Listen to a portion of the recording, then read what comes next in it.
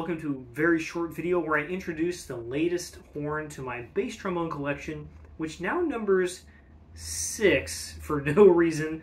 Don't worry, going to sell at least 2 of those very soon.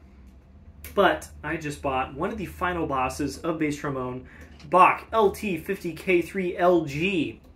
Yes, that is all the correct letters and numbers. This came with an LT slide, which you can see right here on my buyers. I don't think it matches this super well. And yeah, I've got my dual bore on here right now. It's got a K valve, which I have talked a lot about in the past.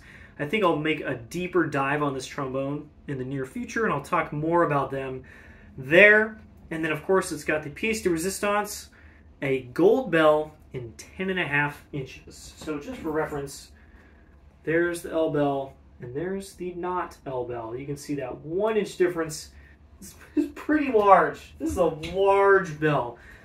As with all trombones, though, if you hold it up and play with it for long enough, you kind of forget that it's not the normal size. And now when I pick up a normal size bass trombone after playing this for about an hour, I'm like, wow, that bell looks like a tenor trombone. Just like you do when you play bass and you pick up a tenor and you're like, there's nothing there. It looks like a sack butt. Anyway, here's my LT50K3LG.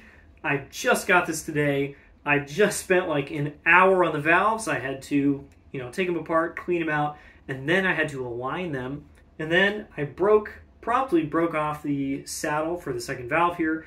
Had to go get it repaired. Just brought it back. Just did some more stuff. Just played it, and now I have to go off and play quartets. So, very busy day. Got to play this just a little bit, and impressions, pretty darn good. One thing I do have to say is if you have a K-valve instrument, or if you've played them and you really didn't like them, it's probably because the valves were so far out of alignment that they basically didn't do anything. I used my boroscope, which I have right here. This is a cheap wireless model you can get on like Amazon. It hooks up to Wi-Fi on a device like an iPad. My iPad's over there. You have an app, and you can just see everything the boroscope uses on the iPad, which is super handy. It doesn't have like a little attached screen or anything. You just have an iPad. And these valves were literally halfway wrong. So half of the port was showing and half of the valve face was showing when they were activated. Both of the valves themselves were both that way. When they were at rest, they were close. It was still, still pretty far off by normal standards.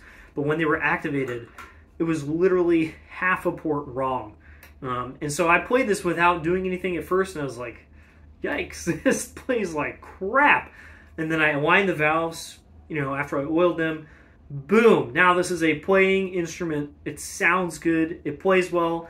They are very slow, clanky valves. There's nothing we can really do about that. But it plays way, way, way, way better now. So, just a PSA. I might actually just take this to quartets, and we'll see how it does in the real world. Probably a bad idea. This is not the most chamber music instrument of all time. But that's my first impressions. Big, beefy sound. This L bell is not especially heavy, and so it seems to work. It seems to play. It responds.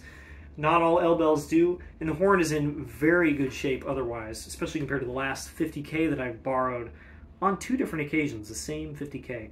That was not this instrument. So there we go, 50K3 LG, and I'll be back to you all soon with more thoughts, trial by fire, all that kind of stuff. Bye-bye.